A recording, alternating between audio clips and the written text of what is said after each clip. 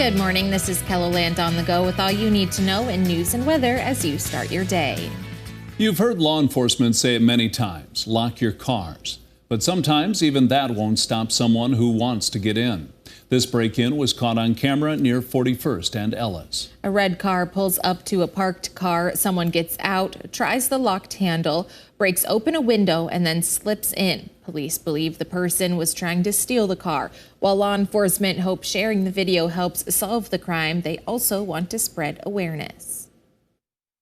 These things happen fast, and so we just want people to be aware of their surroundings. If they see kind of activity like this that doesn't seem right, that's when we want people to call.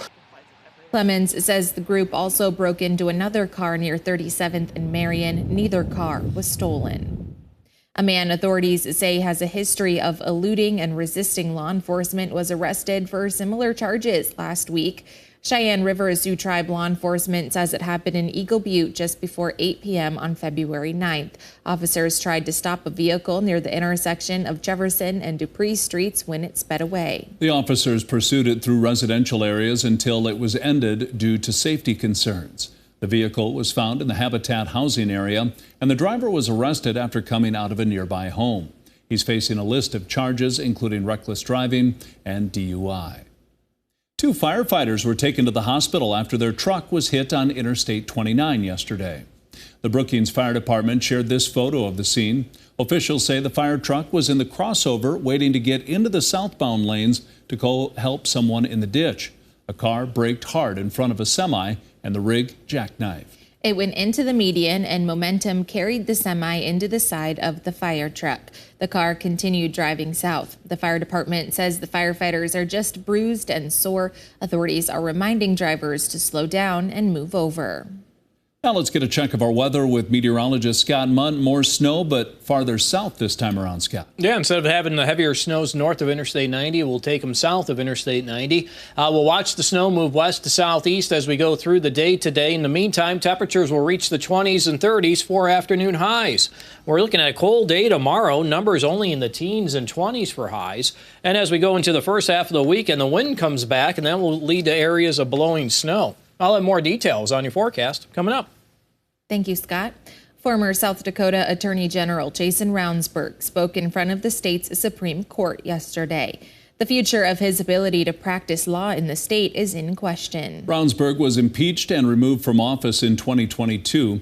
He was driving the car that struck and killed Joe Beaver in 2020.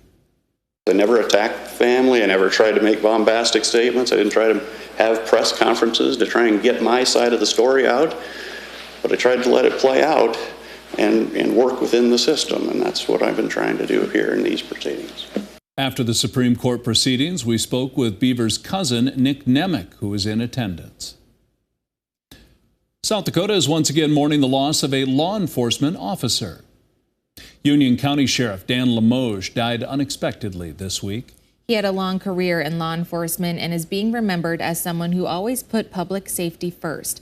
Former Turner County Sheriff Byron Nagelmeyer says Limoges was a close friend and had just met with him last week.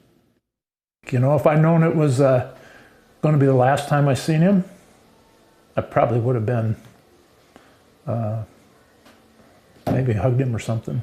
Family member. Limoges was 64 years old. His funeral arrangements are still pending, but they are hoping to hold it at the high school in Elk Point. It's been 1 week since Luke Reimers died in a fiery crash on Interstate 29 in Lincoln County. The Brandon community has come together to rally behind his family. After Reimers served in Iraq, Afghanistan, and Kuwait for 12 years, he joined the Brandon VFW and served as commander. Ron Harris volunteered alongside him for 7 years. He says it's heartwarming to provide support for his family. The family is very appreciative of that. And at this point in time, it's too early for them to react or respond, but I want everyone to know that they are appreciative. They do understand, and they say thank you. A memorial service for Reimers will be held at the Military Heritage Alliance at noon tomorrow. You can find a link to the GoFundMe page with this story on KELOLAND.com.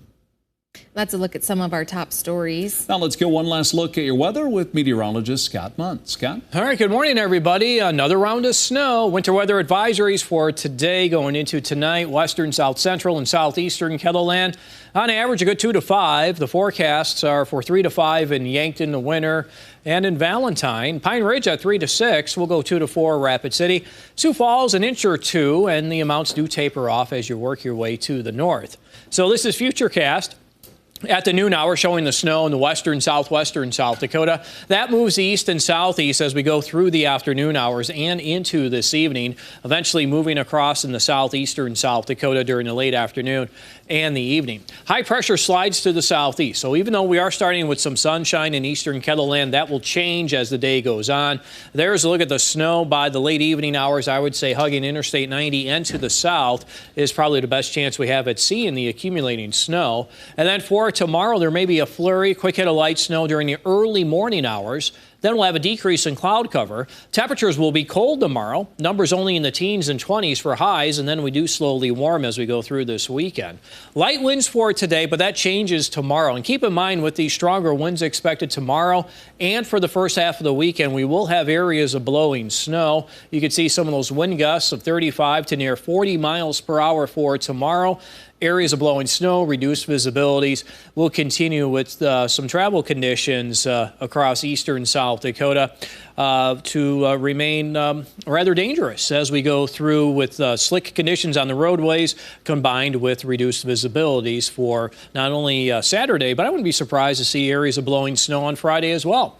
For today, we'll have temperatures in the 20s and 30s. Tonight, we'll see our numbers eventually fall to the single digits and teens. And a cold day for tomorrow. Afternoon highs only in the teens and 20s. You can always check the details of the 7-day forecast while you're here online. Have a great day.